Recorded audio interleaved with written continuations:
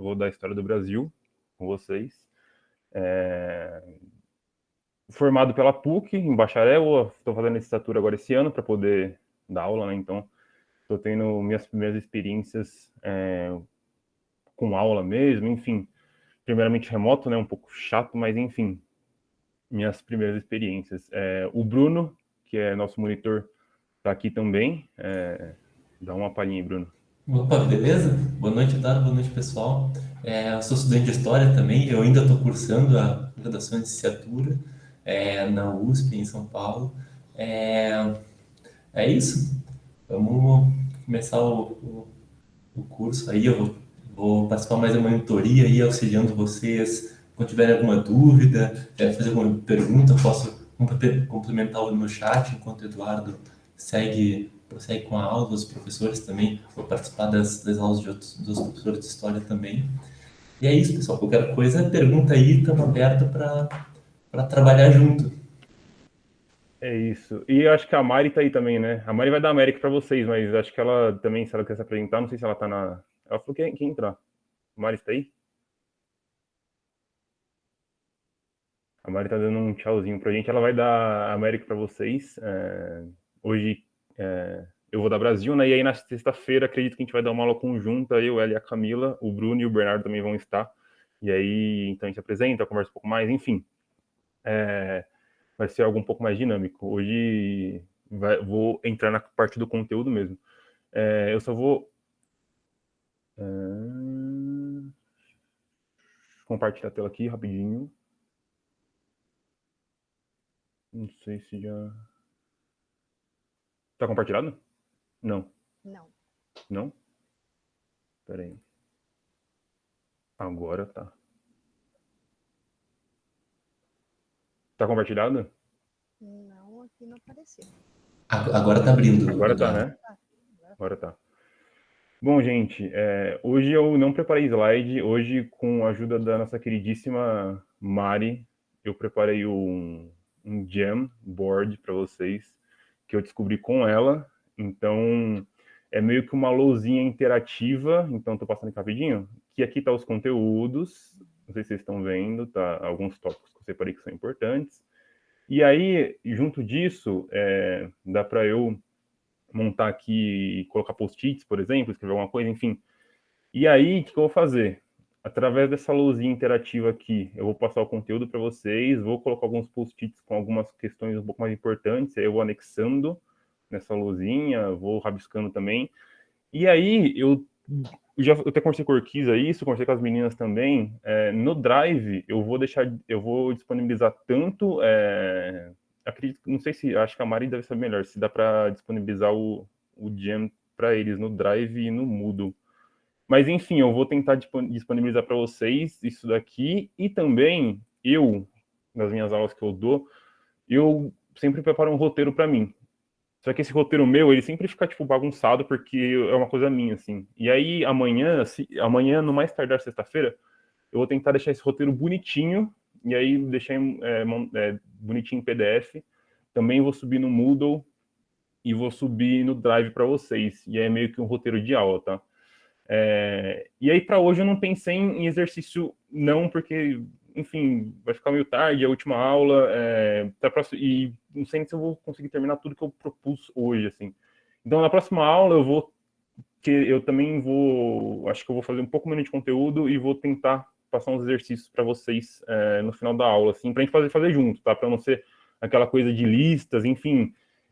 Isso é aquela coisa um pouco chata. Eu quero fazer com vocês, explicando a matéria, corrigindo os erros, tendo algo bem dinâmico e interativo. Assim, tudo bem? Alguma dúvida? Algum questionamento? Algum desabafo? Alguém quer falar alguma coisa?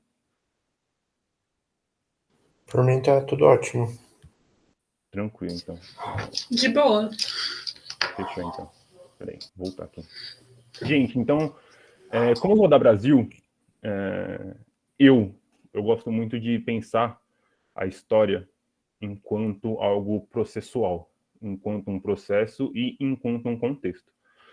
Então, eu queria fazer uma pergunta bem básica, bem simples. Na verdade, eu vou fazer duas perguntas para vocês, bem básica, bem simples, para a gente poder começar o conteúdo. Primeira pergunta: Quem tiver a vontade para responder, responda, por favor. Quando começa a história do Brasil? Eu quero que alguém fale para mim quando começa a história do Brasil. Talvez o spoiler já esteja nessa primeira luzinha, mas enfim, quero saber quando começa.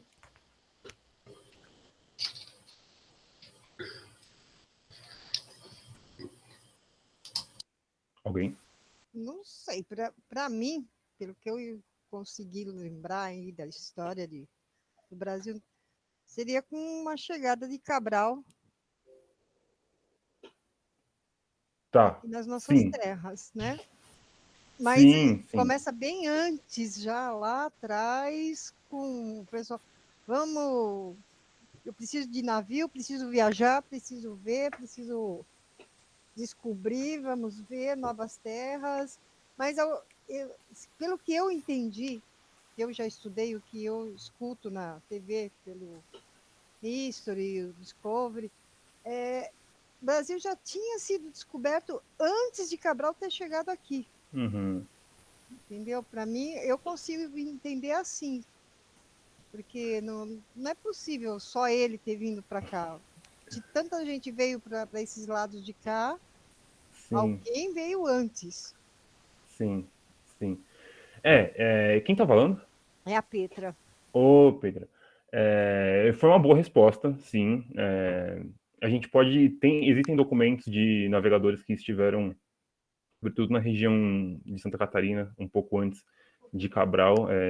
Enfim, existem relatos, documentos com relação a isso, mas foi como eu disse, eu gosto de pensar a história enquanto um processo. E para a gente pensar o nosso presente, a gente tem que olhar para trás e também pensar o nosso passado, né? Então, a todo momento, ao longo do curso, eu quero ajudar vocês a pensar a história enquanto processo. Não enquanto uma linha cronológica que vai tipo, indo, e vai, sei lá, do século XV, XVI, XVII, vai indo. Também é isso, mas enquanto algo processual que está dentro de um contexto em que esse contexto existem as suas particularidades, mas é algo bem maior. Eu acho que talvez agora fique um pouco confuso, mas ao longo da aula de hoje eu vou tentar passar isso para vocês de uma maneira um pouco simples, assim. Como esse contexto maior ajuda a gente a entender algumas particularidades, tá? E já com a resposta que a Petra deu pra gente, e com esse certo spoiler que tem aqui, eu queria. Não é uma resposta fechada, tá? Porque, enfim, mesmo eu dando a aula, não sou o dono da verdade, mas eu gosto de pensar, e tem muitos historiadores e pensadores que seguem essa linha de que, primeiro, que a história do que hoje é o Brasil, ela se inicia, entre aspas, em Portugal, né? Se a gente for pensar nessa questão, porque aqui no Brasil existiam nações indígenas, existiam povos indígenas, existiam comunidades indígenas na América do Sul inteira, na América do Norte inteira, na América Central inteira, existiam diversos povos indígenas com suas línguas, com as suas culturas, com seus modos de viver, de se relacionar com a terra, de se relacionar com o meio ambiente. Então, a gente também tem que pensar assim, quando os europeus, de um modo geral, chegam na América, existem pessoas aqui e culturas muito ricas. Então, acho que é interessante a gente também ter isso em mente, antes de começar o conteúdo em si. A América é algo muito diverso hoje, no século XIX, no século XVIII, antes de Cristo já era algo muito diverso. Então, acho legal a gente pensar assim também, um pouquinho antes de entrar no conteúdo. Mas, vamos agora adentrar o conteúdo em si. E. Gente, também, ó, eu tô falando muito aqui, mas se alguém tiver alguma dúvida, pode me parar, por favor, tá? Eu também gosto de conversar com as pessoas, sanar as dúvidas, enfim. Se alguém quiser fazer alguma colocação, também é super pertinente. Então, eu acho que é bem interessante a gente conversar, enfim. Mas adentrando um pouco no conteúdo mesmo, vamos pensar de que temos que tornar nossos olhares para Portugal. De um jeito ou de outro, temos de tornar nossos olhares para Portugal. Uhum. Até porque, como a Petra disse, quem chegou aqui em 1500 foi Pedro Álvares Cabral. Descobrindo ou não, chegou aqui onde hoje é a costa da Bahia. Então, temos de tornar a para Portugal. E muito antes dessa questão marítima. Não muito antes, mas um pouco antes da questão marítima, para poder entender como se forma Portugal e como Portugal se torna uma grande potência marítima. Né? Porque a gente entendendo isso, a gente vai entender como que eles chegaram aqui, a gente vai entender por que de uma economia, a princípio, extrativista, depois da cana-de-açúcar, enfim, a partir disso, a gente vai entendendo o processo que forma o Brasil. Né? Então, vamos lá.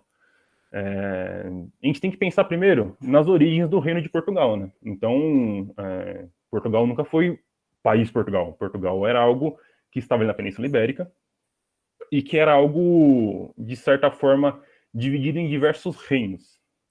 A Península Ibérica, sempre não, né? Mas antes da formação de Portugal e Espanha, era um local, um território dividido em diversos reinos. Né? E no período da Idade Média, Portugal vai se formar enquanto nação, e essa formação enquanto nação vai se ligar diretamente com uma luta que existia desde o século VIII entre portugueses e muçulmanos. Então vamos lá, para entender um pouco melhor. Ali no século VIII, depois de Cristo, os muçulmanos que estão, de modo bem genérico e generalizado, aqui na região do Oriente Médio, do atual Oriente Médio, né? Surge uma nova religião, que é o islamismo e tudo mais, e os muçulmanos vão começar a se expandir do Oriente Médio em direção, primeiro, ao norte da África. Então eles vão chegar onde hoje é o Egito. O Oriente Médio, toda essa região aqui, que eu pintei aqui em cima, mas aqui tem o Iraque, enfim, tem a Arábia Saudita aqui embaixo, enfim, toda essa região aqui. Então, os muçulmanos no século VIII, eles vão se expandir, primeiro, em direção ao norte da África. Então, vai passar pelo Egito, onde hoje é o Egito, onde hoje é a Líbia, aí Tunísia, Argélia, Marrocos, e essa expansão dos muçulmanos tem ligações comerciais, militares, tudo mais.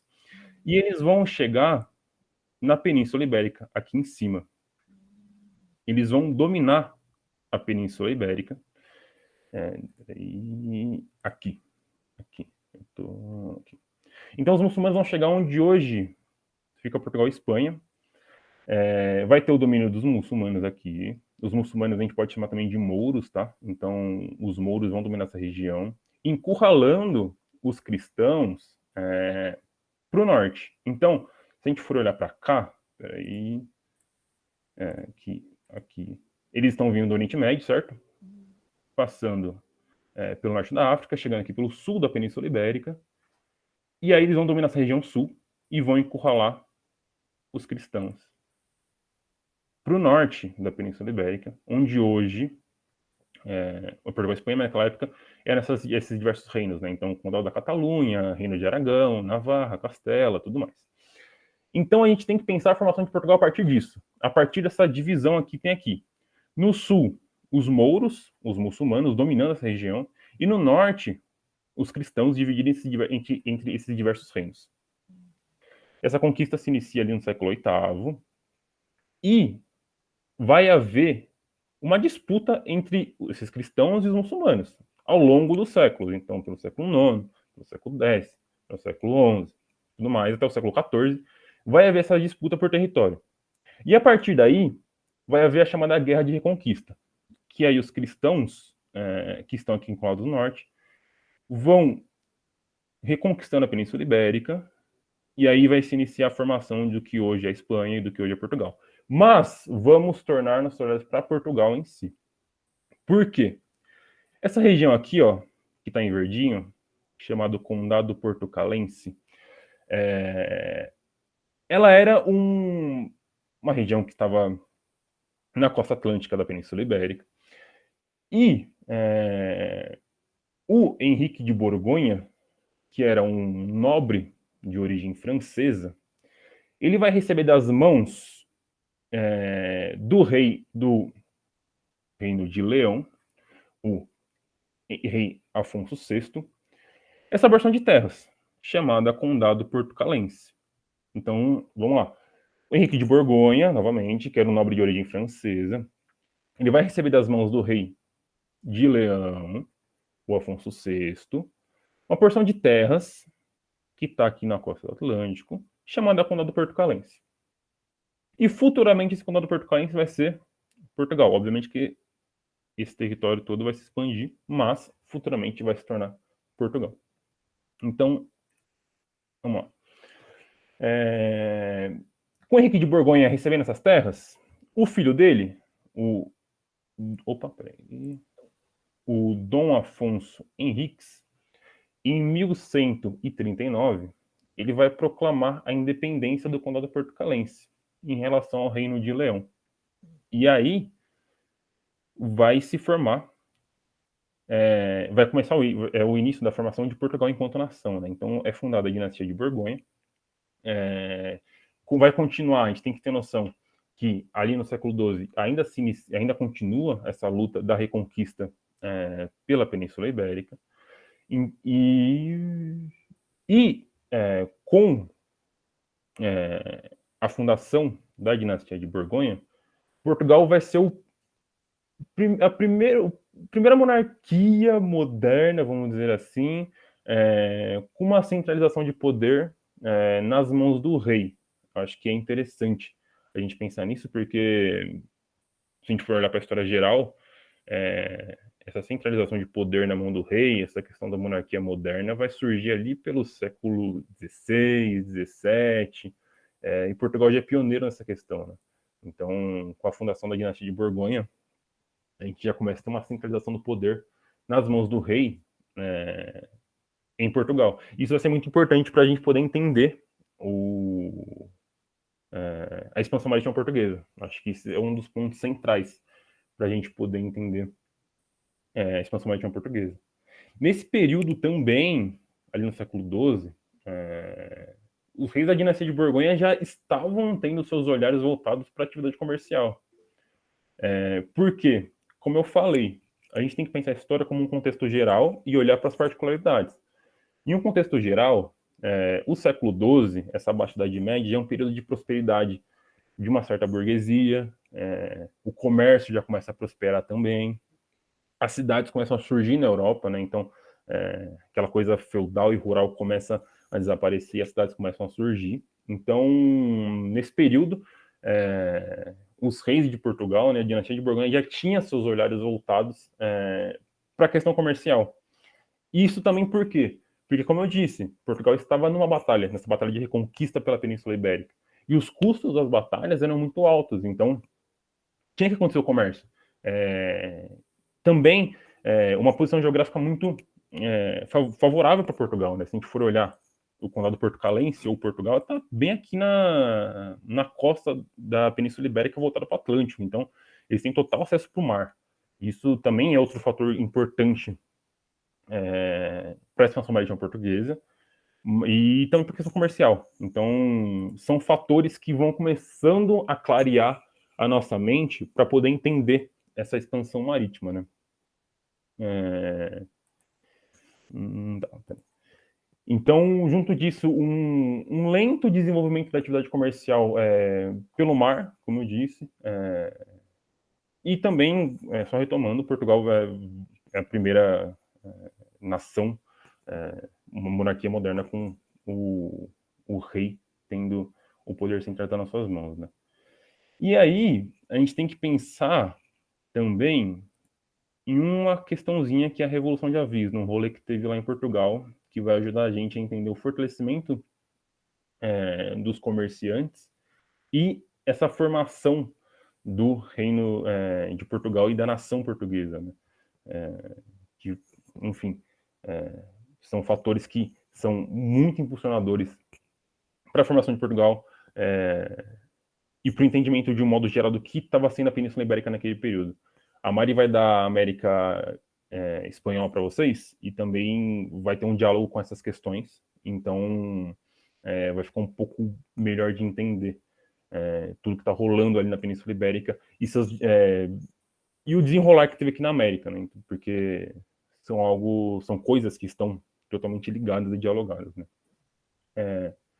Então a gente não pode, como eu disse, tirar Portugal da lógica europeia, como eu coloquei aqui, dos séculos 12, 13, 14, enfim. Existe uma lógica europeia, existe uma lógica um pouco maior, e dentro dessa lógica um pouco maior existem suas particularidades. Então, Portugal está dentro dessa lógica um pouco maior, né? Então, como eu também já disse, no século XII, nessa Baixa Idade Média, já havia um crescimento comercial e um crescimento urbano em toda a Europa, e Portugal também não está fora desse contexto. Porém, no século XIII, no século XIV, vai ter uma crise na Europa, que também Portugal não vai estar fora desse contexto, muito grande. E essa crise, ela teve diversas causas, né? Que eu vou até, enfim, peraí.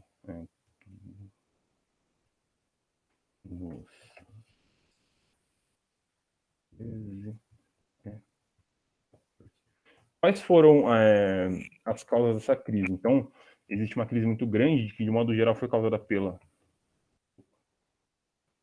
Guerra dos 100 anos, a própria peste negra, revoltas camponesas que estão acontecendo no continente europeu nesse momento, e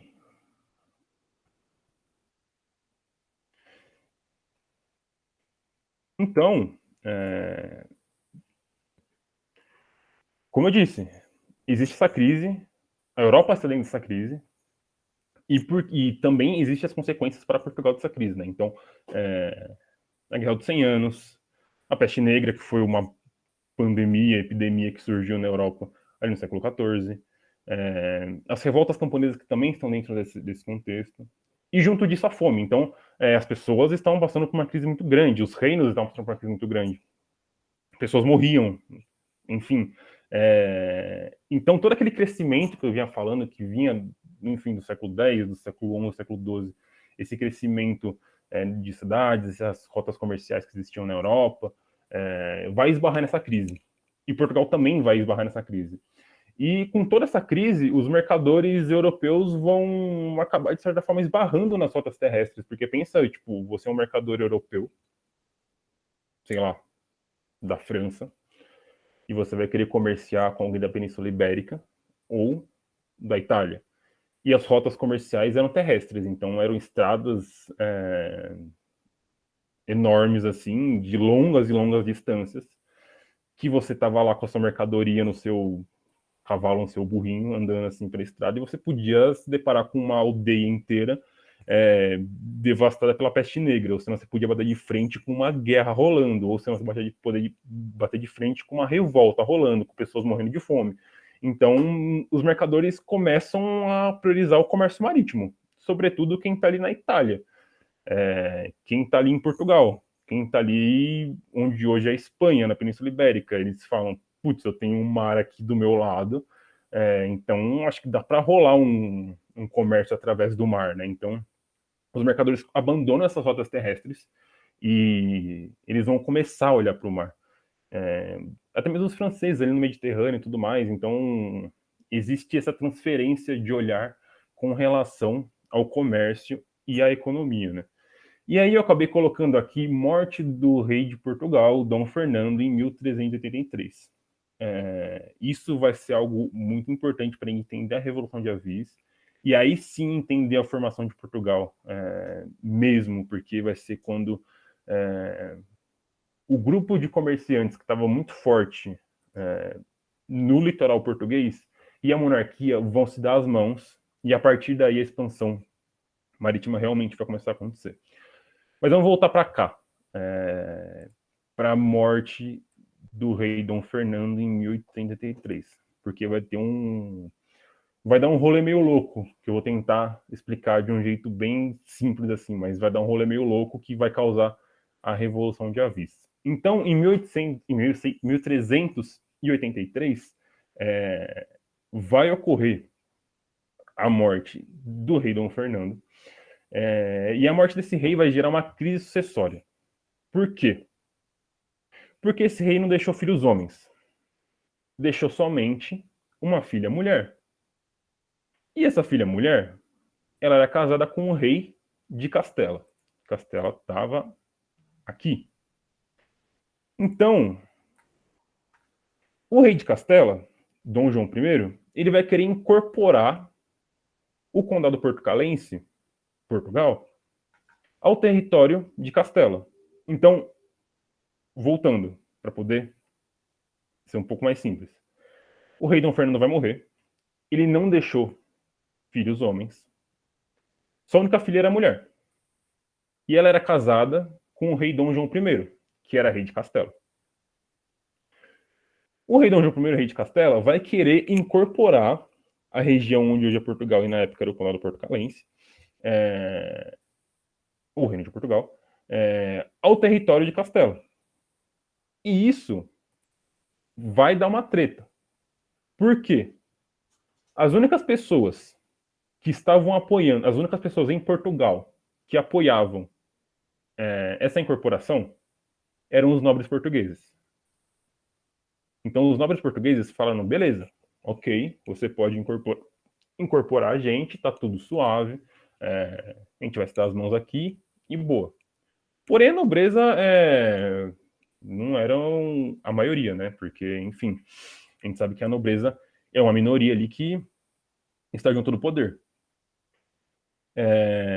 E aí, os mercadores portugueses que já estavam ganhando um certo fortalecimento, um certo prestígio, porque eles já estavam olhando para o mar, e eles estavam se fortalecendo, porque também, mesmo com a crise, havia a questão do crescimento do comércio, e eles eram já uma maioria. E a raia miúda, que era o povão, eles simplesmente não apoiavam esse rolê. Falaram, não, a gente não vai incorporar. Os mercadores perderiam autonomia. A raia miúda ia continuar sofrendo a opressão da nobreza, se fosse feita a incorporação. Então eles não apoiavam. Eles simplesmente não apoiavam. E aí ficou a treta. Os nobres contra os mercadores e a raia miúda, com relação à incorporação. Então os nobres apoiando a incorporação, os mercadores e a raia miúda não apoiavam a incorporação de Portugal ao Reino de Castela. E aí durante 2 anos ficou essa treta. Então, essa treta só foi se consolidar mesmo e acabar em 1385. Então, durante esses 2 anos, os mercadores e a raia miúda ficaram resistindo, lutando para que a incorporação não acontecesse. E em 1385, Dom João, que não é o Dom João I, é Dom João, ele é irmão bastardo do rei Fernando, ele vai ser coroado rei de Portugal.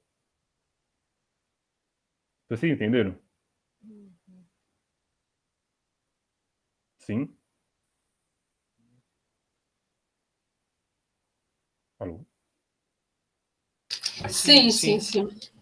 Ah, são, então, beleza, então. Então aí, 1385, Dom João, que não é o Dom João I, rei de Castela, é o Dom João. Ele é irmão bastardo de Dom Fernando, aquele que morreu. Ele vai ser coroado rei de Portugal, depois de 2 anos dessa luta e dessa treta de resistência entre os mercadores e a raia miúda contra a nobreza e contra o reino de Castela, se opondo à incorporação do reino de Portugal ao reino de Castela. E aí, Dom João vai ser coroado rei de Portugal. E sim, aí agora sim, Portugal é formado. Temos Portugal. Habemos Portugal. Todo esse episódio que eu contei para vocês é a famosa Revolução de Avis. Então, é meio que provavelmente o marco inicial dos portugueses. Então, é algo muito importante para eles.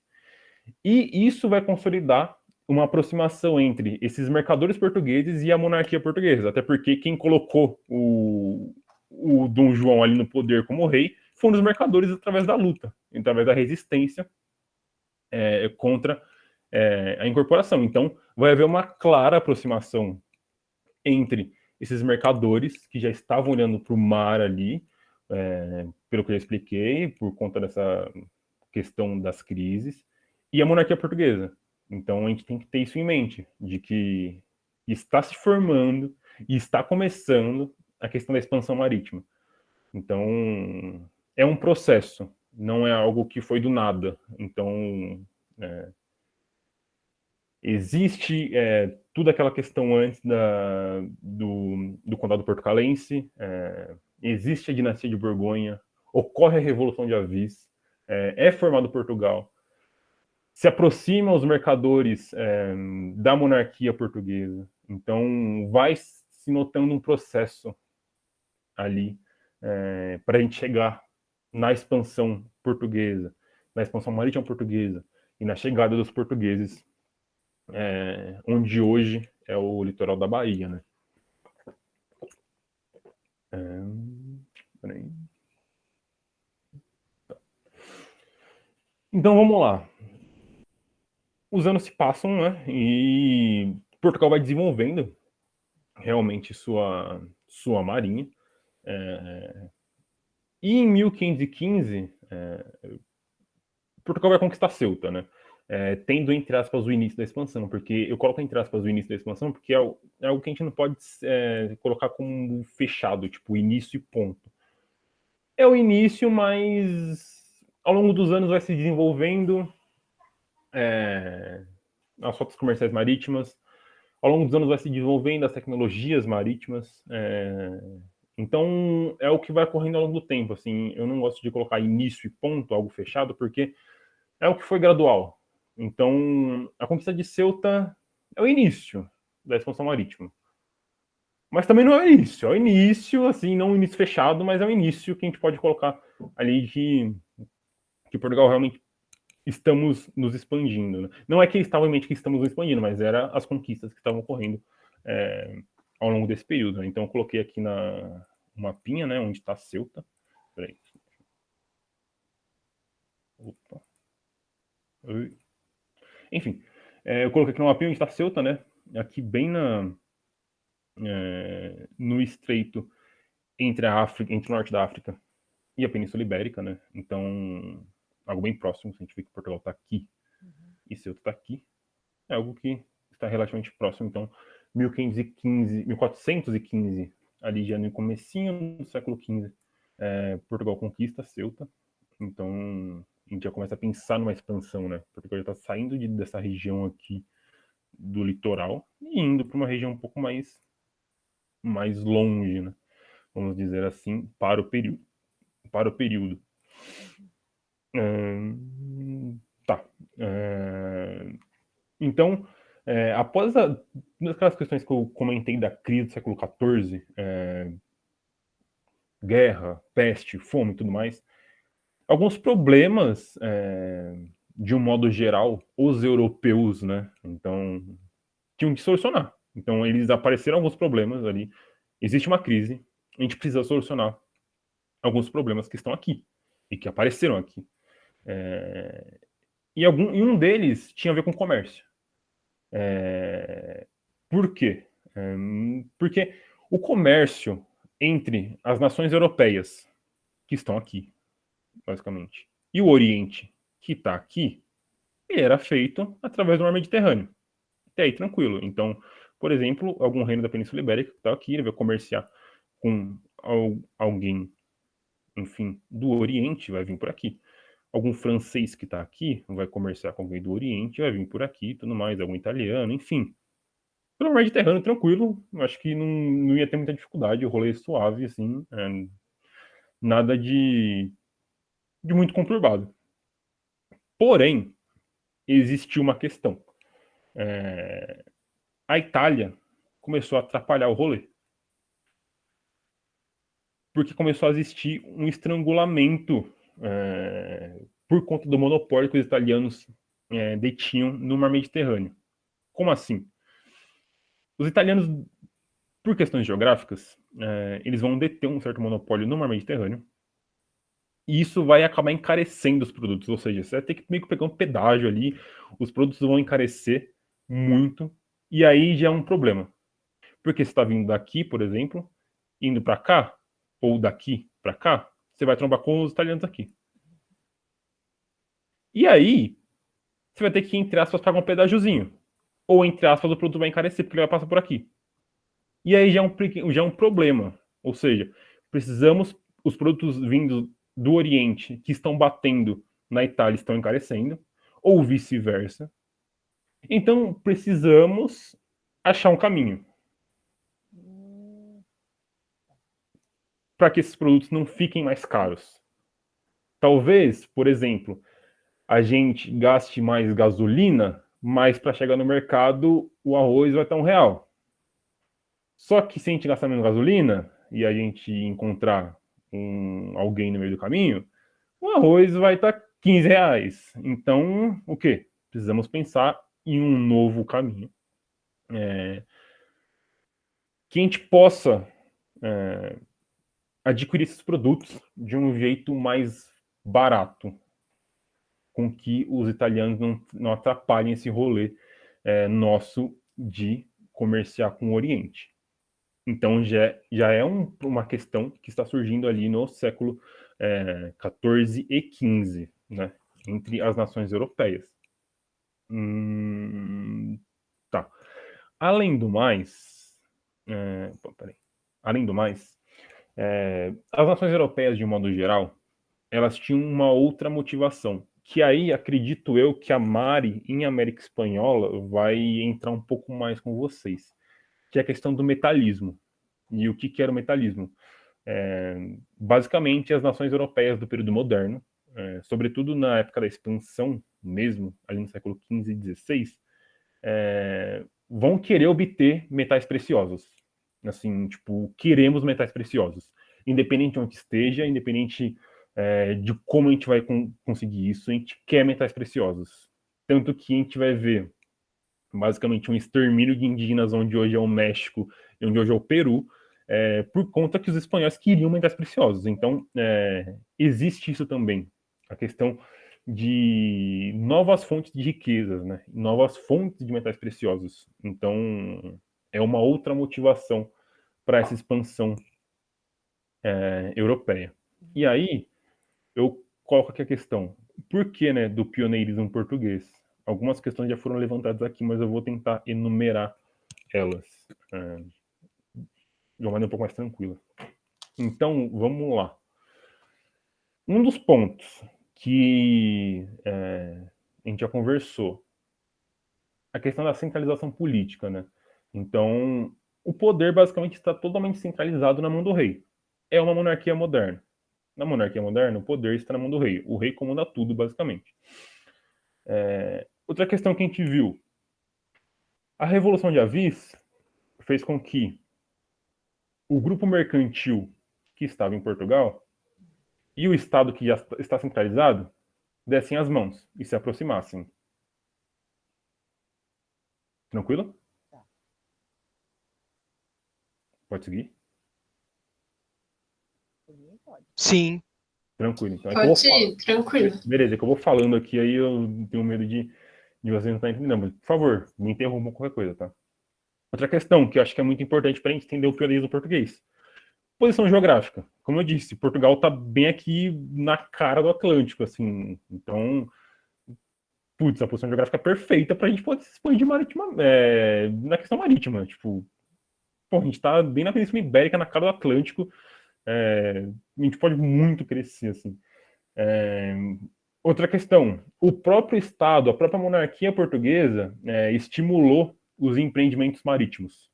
Então, a própria monarquia portuguesa fez com que se desenvolvesse novas técnicas de navegação, fez com que as pessoas que tinham dinheiro, né, para navegar, e aquela burguesia que também sustentava a navegação, desenvolvessem novos estudos, enfim, vai surgir nessa questão de novas técnicas, enfim, não é um surgimento, até porque existe o debate ainda hoje se existiu ou não, mas vai ser fundada pelo infante Dom Henrique, a escola de Sagres, né, que era basicamente, não sabe se era uma escola ou se era um conjunto de pessoas ali que estudavam a questão marítima, mas vamos dizer que é uma escola que era apoiada pelo Estado, financiada pelo Estado português, pela monarquia portuguesa, e que desenvolvia tecnologias marítimas.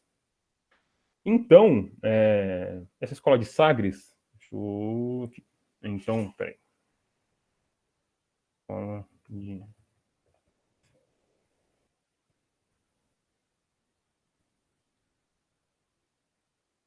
tecnologias marítimas. Para desenvolver tecnologias marítimas, muita da navegação dos portugueses era feita por caravelas. Então, essa escola de Sagres vai aperfeiçoar as caravelas. Através da escola de Sagres, enfim, vai se desenvolver a bússola, então vai ser o surgimento da bússola. E o astrolábio. Então, a gente vai percebendo que vai tendo uma tecnologia marítima ali, né? Vai se desenvolvendo a questão de olhar para o mar. Então, a gente vai entendendo o porquê da expansão, né? Então, a gente consegue entender aí porquê do pioneirismo português. Porque os portugueses, nesse período moderno, no século XV, no século XVI, chegaram tão longe na sua navegação, né? Então, a partir daí, a gente vai começando a entender essas questões. Então, eu coloquei aqui de novo, né? 1415, os portugueses tomam Ceuta, que eu mostrei ali que era bem pertinho de Portugal, ali nesse estreito, que me fugiu o nome agora, mas que divide ali a África da Europa, né? O norte da Gibraltar. Gibraltar, isso mesmo, Gibraltar. Que divide ali esse norte da África, pedacinho do norte da África com o sul da Península Ibérica. E aí, 1425 vai ser a tomada da Ilha da Madeira, que já está um pouquinho mais longe, né? Então, peraí, deixa eu ver aqui. Aqui, ó. A Ilha da Madeira está aqui. Então, já está um pouquinho mais longe. Posteriormente, tem a tomada dos Açores em 1427. Os Açores também estão um pouquinho mais longe, né? Então, a gente vai vendo que vai indo um pouquinho mais longe, cada vez um pouquinho mais longe. O Cabo do Bojador, né, em 1434 e 36, a tomada da Guiné. E Guiné, a gente já começa a ver que já é no continente africano, né? Então, a gente vai vendo como vai se expandindo os portugueses. E aí, se a gente olhar para esse mapa, é questão do caminho, né? Através de uma navegação de cabotagem, né? Não sei se você sabe o que é Você sabe o que é navegação de cabotagem? Eu não sei. Mais alguém? Não? Não sei. Não, também não. Não? Também Navegação de cabotagem é uma navegação que você vai sempre beirando a costa. Então você vai, por exemplo, se você pega um navio, você vai para alto mar e você não vê mais a costa, certo? A navegação de cabotagem que os portugueses faziam era sempre beirando a costa e sempre olhando a costa. Então eles iam navegando sempre com a costa da África, basicamente, em sua vista, assim, meio que com medo, porque eles não sabiam o que eles estavam fazendo, basicamente. Eles não tinham noção do que poderia vir pela frente. Então, eles sempre olhavam para a costa. Então, a navegação bem próxima à costa, assim, bem, entre aspas, tranquila, entre aspas, bem entre aspas, porque, sei lá, tipo, pensa que você está saindo daqui, você está no século XV e você está vindo para cá, assim, você está fazendo esse caminho. Tipo, acho que dá um medinho, né? Então, eles sempre olhavam para a costa, sempre navegando bem pertinho da costa, assim, tudo mais. Por isso que eles também iam estabelecendo feitorias e postos comerciais na costa da África. Então, se a gente for olhar para a expansão portuguesa, até chegar na Índia, né? Eles também vão se fixando em alguns pontos da costa da África. Então, por exemplo, assim, colocam uma feitoria aqui, aí continua navegando. Aí, outra feitoria aqui, aí vai descendo, outra feitoria aqui, aí outra feitoria aqui, tudo mais. Tanto que Angola, Moçambique, que está aqui, tudo eram colônias portuguesas, né? Cabo Verde também era uma colônia portuguesa. Então, a gente começa a entender o porquê de alguns países africanos falarem português e tudo mais. Mas, enfim, me perdi aqui, peraí. Tá. Outra questão que também fez com que os portugueses e a Europa de modo geral também, ali, sobretudo Espanha e Itália, tornassem seus olhares para o Atlântico com relação à questão comercial, foi que em 1453, a cidade de Constantinopla, onde hoje é a Turquia, ela foi tomada pelos muçulmanos. Então, peraí. Aqui, ó. Aqui tá a Itália. Aqui é a boquinha da Itália. Constantinopla tá aqui. Então, o comércio entre os italianos ou os europeus e Constantinopla era um comércio direto, certo? Porque aqui já está o Mediterrâneo e tudo mais, era um comércio direto. Quando Constantinopla cai para os muçulmanos, não existe mais comércio. Esse comércio some. Então, os europeus eles precisam arrumar outro... Os europeus, né? Eu digo, tipo, as nações europeias desse período precisam arrumar um outro caminho para chegar não só aqui, mas chegar às Índias, chegar ao Oriente, que era um local que onde era feito comércio, onde tinham as especiarias, onde havia comércio há muito e muito tempo. Eles precisavam de uma outra rota, de um outro caminho. Então, na segunda metade do século XV, a grande motivação dos portugueses é a busca por esse caminho. Onde a gente vai achar um novo caminho para chegar nas Índias, para voltar a negociar a preços baratos com o Oriente, para adquirir especiarias e para conseguir manter nossas riquezas, para achar metais e tudo mais, todas aquelas questões que estão nesse período moderno, aí no século XV, no século XVI, no século XIV. Então, na segunda metade do século XV, a grande ambição dos portugueses, da expansão marítima portuguesa, é achar um novo caminho para o Oriente e para as Índias. E esse caminho seria através do Atlântico. Como eu disse, eles estavam aqui na cara do Atlântico. Então, através de estudos que nós temos, através de questões geográficas que nós já sabemos, através dessa navegação de cabotagem, quem sabe que existe, que dá para ir para o sul, talvez dê para a gente chegar no Oriente através desse caminho. Então, eles já tinham noção disso. E eles estavam se motivando para isso, né? Então, em 1488, o Bartolomeu Dias vai chegar ao sul do continente africano, no Cabo das Tormentas, aqui embaixo. Então, ele vai conseguir contornar isso daqui. Vai conseguir chegar. Hoje, o Cabo da Boa Esperança. Isso já vai ser algo muito importante. Bom, descemos tudo isso. Dá para contornar. Dá para chegar. Ele voltou e falou: gente, dá. Dá para chegar lá, dá para chegar no sul. Achamos o sul do continente africano. E dá para contornar.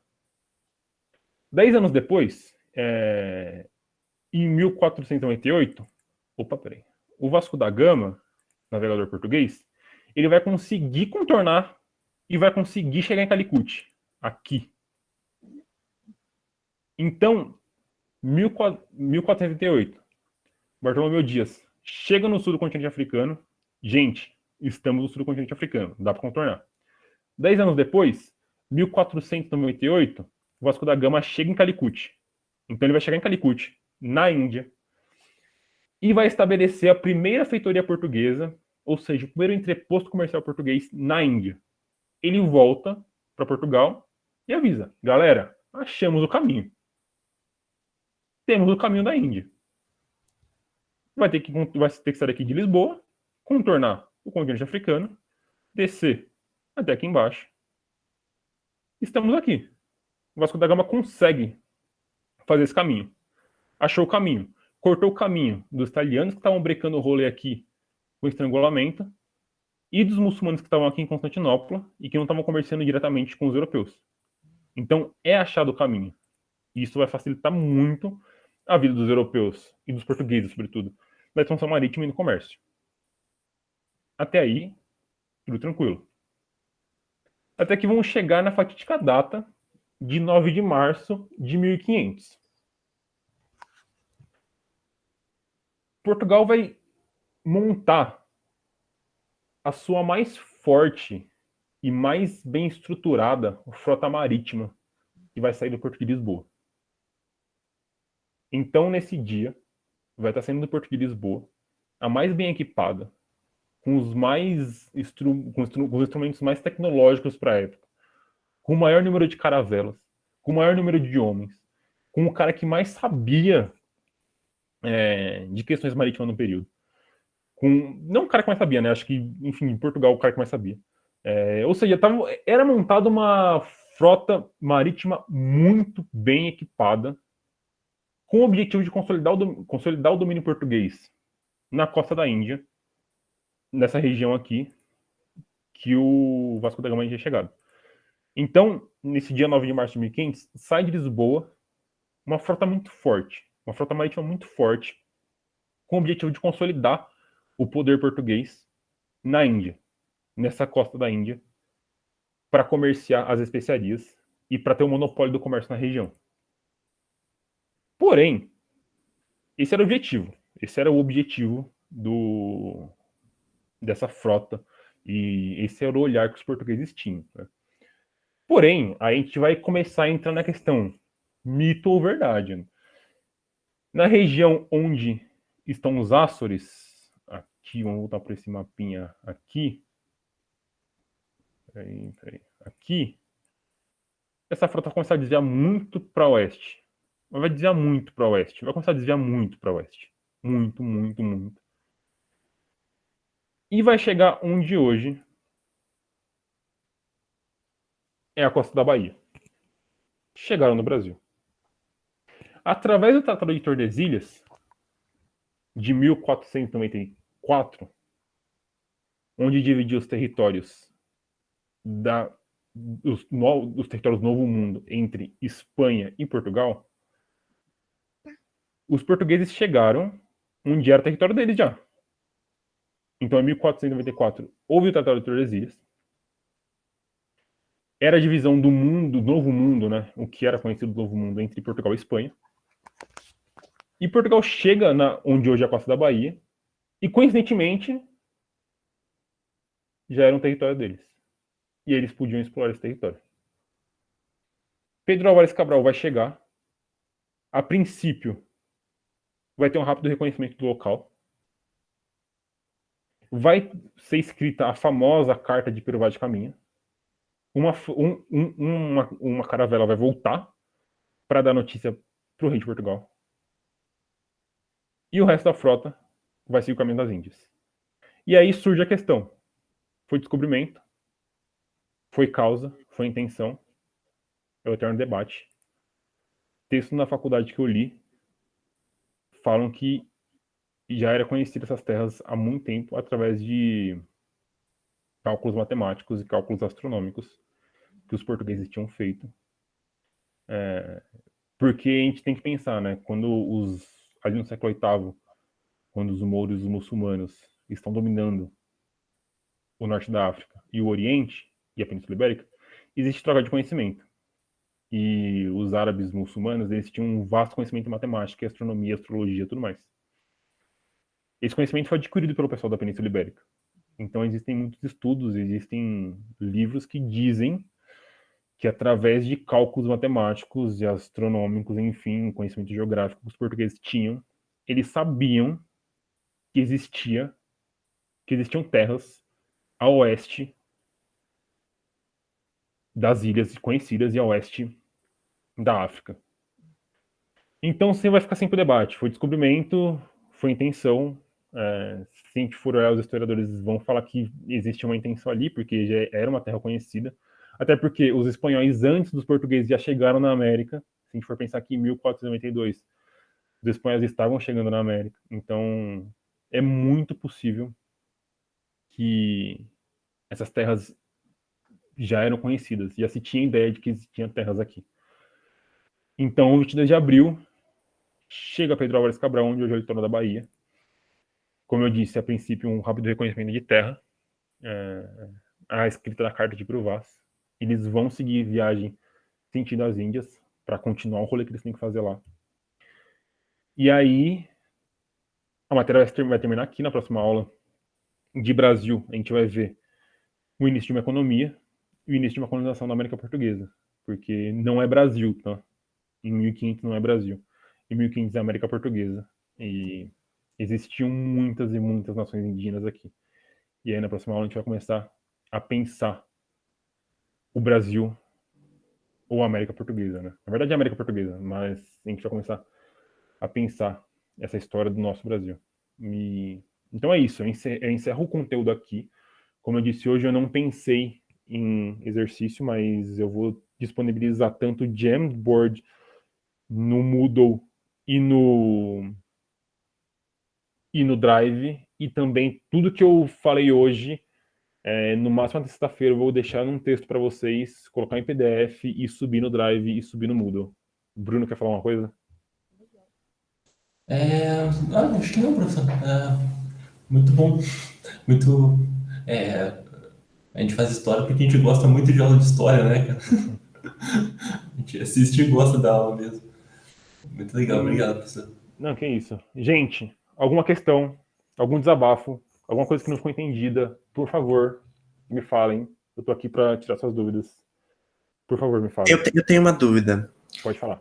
Tem um momento que você fala que Portugal, eles foram pioneiros, né, no momento que a monarquia lá, o comando do rei começa a ser centralizado no rei, começa a ser o rei que comanda lá, mas eu fiquei na dúvida, antes de ser o rei, que é o centro disso tudo, quem comandava tudo antes, assim?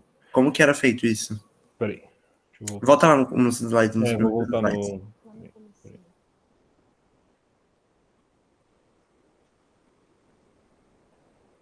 Cadê? Não, peraí. Aqui, você quer saber por aqui? Isso, por aí. Acho que é o próximo. Se antes da formação, antes da doação de terras pro Henrique de Borgonha, da formação do Condado Portucalense, antes disso, antes da chegada dos mouros, existiam o domínio dos bárbaros. Então existiam os reinos visigodos, os reinos ostrogodos. Então já fica muito antes. Porém, se a gente for pensar em Portugal em si, antes de Portugal se tornar realmente um reino de Portugal, onde a gente está vendo aqui no mapa, onde era o Condado Portucalense, era uma terra do Reino de Leão. Aqui. Consegue ver? Sim. Tá. Então, onde está aqui o Condado Portucalense, era uma terra do Reino de Leão. Tranquilo? Certo. Essa terra onde está o Condado Portucalense foi doada pelo rei de Leão, o Afonso VI, para esse nobre francês Henrique de Borgonha. Certo? E aí, após a Revolução de Avis, onde vai ser empossado o rei Dom Fernando, vai se formar Portugal enquanto reino. E aí vai existir essa aproximação entre os mercadores portugueses e a monarquia, que era o rei Dom Fernando. E aí se inicia aquele processo que eu expliquei. Ficou claro? Não, mas a minha dúvida, na verdade, foi mais, você entendeu mais ou menos o que eu quis dizer. Volta no terceiro slide. Tá, peraí. Tá, aqui. Aqui, ó, centralização política nas mãos do rei. Essa é a minha dúvida. Antes de Portugal contar com essa centralização política nas mãos do rei, antes de ser centralizado nas mãos do rei, como que era antes disso? Antes de ser nas mãos do rei. Tá. Alguém falou alguma coisa? Foi eu, a Petra. Quem mandava? Ah, sim. Não, é porque eu digo centralização política nas mãos do rei na noção de monarquia moderna, tá? Certo. Porque antes existiam os reinos, que tinham seus reis. Por exemplo, o reino de Leão, existia o rei de Leão, que também tinha o poder centralizado na mão dele. Mas não era na ideia de monarquia moderna, entendeu? E a ideia de monarquia moderna, de um Estado barra monarquia forte, com o rei comandando a economia e comandando a sociedade, ela vai surgir no século XV, no século XVI. Porém, Portugal vai ser pioneiro. Já no século XII, vai estar rolando isso, entendeu? E a ideia de monarquia moderna, vocês vão ver em história geral. Que aí vai focar nas monarquias europeias. França, Espanha, Itália, Inglaterra, sobretudo. Então aí vocês vão ver em história geral, entendeu? Entendi. Você poderia só dar um exemplo que seria uma monarquia moderna do que a tradicional? Só um exemplo, assim, eu acho que ajudaria. Tá. Como eu disse, você não é monarquia moderna, é que talvez eu esteja entrando um pouco no conteúdo da Camila, que ela vai dar a história geral para vocês, mas monarquia moderna vai ser ali no período do Renascimento, quando estão surgindo realmente as cidades, está se formando as monarquias europeias, os reinos europeus. Por exemplo, Carlos Magno, rei da França. Por exemplo, rei Luís XIV, rei da França. Por exemplo, ali no século XV, XVI. Por exemplo, já no século XVII, o Luís XVI, eles são reis, monarcas.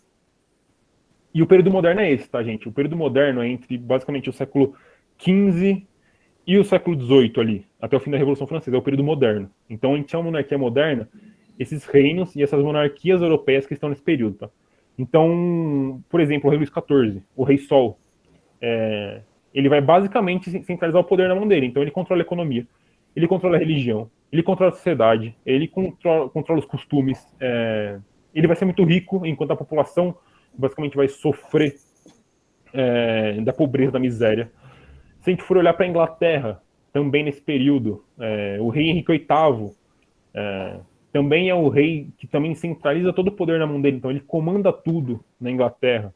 Comanda tudo, tanto que ele vai fundar a igreja anglicana na Inglaterra. Então, esses são alguns exemplos de monarquias modernas. Então, para ficar um pouco mais simples, as monarquias modernas são as monarquias europeias, os reinos europeus ali, que vão estar dentro do período moderno, que é entre o século XV e o século XVIII.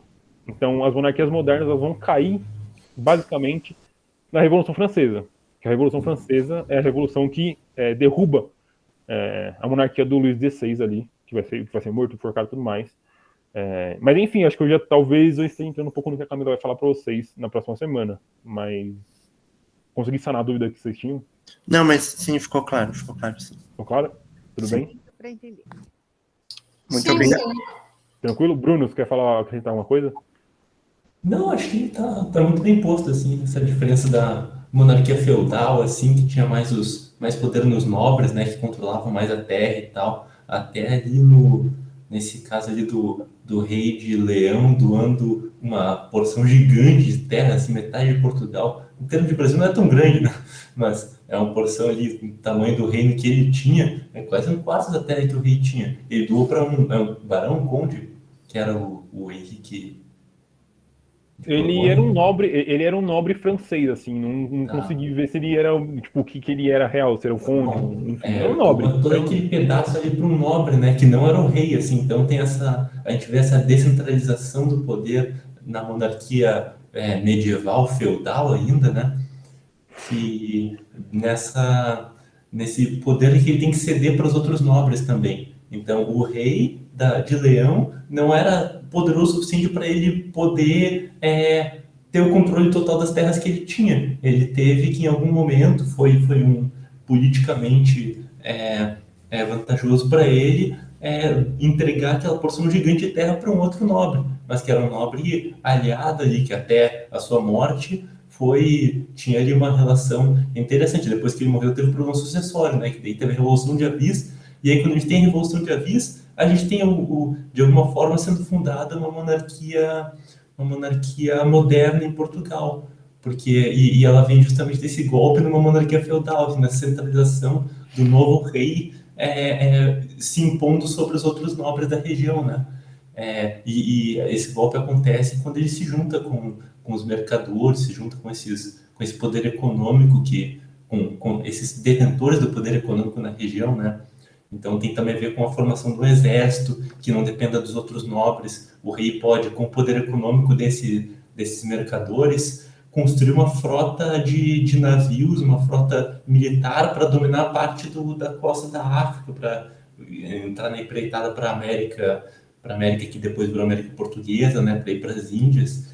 Antes, numa monarquia feudal, para ter esse poder militar, o rei precisava fazer essas concessões para os nobres, doar terra para o nobre, conceder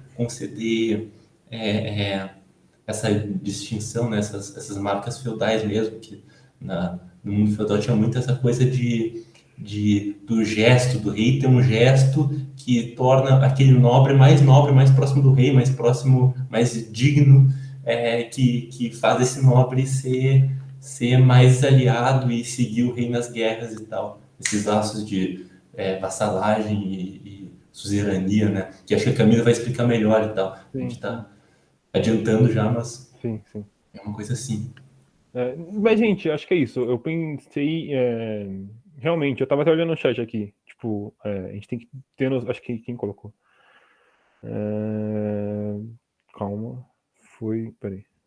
Foi a Tayla que comentou a questão, né, dos povos indígenas, assim. A gente tem que pensar, né, que quando os portugueses chegam aqui, existem diversos, inúmeros povos indígenas. São os tupis, são os xavante, são os guaranis, são muitos e muitas línguas e muitos costumes que estão aqui, onde hoje é o Brasil, né? Porém, na questão do conteúdo, a gente tem que tornar os olhares para a Europa, tornar os olhares para Portugal, para poder entender o Brasil e a América Portuguesa, né? Então, a gente teve que olhar lá o que rolou em Portugal, para a gente poder entender o que posteriormente vai rolar aqui. Porém, não tira o fato de, sim, aqui, como toda a América, existia e existem uma diversidade muito grande de povos e de nações indígenas. Mas, gente, acho que já são 10h07, tá um pouco tarde. Talvez a gente tenha passado um pouquinho, mas é isso. Não sei se vocês gostaram, se vocês têm alguma coisa para acrescentar, para falar, o que vocês querem, o tempo é de vocês, assim, fica à vontade. Caso contrário, estão liberados e uma boa noite a todos. Obrigada, viu? É isso. Boa noite, gente. Até amanhã. Foi ótima aula, professor. Muito obrigado. Boa Obrigado. noite. Sua aula foi ótima, adorei. Boa noite. Obrigado. Boa noite. Boa noite, pessoal. Falou, Bruno. Boa noite, gente. Falando.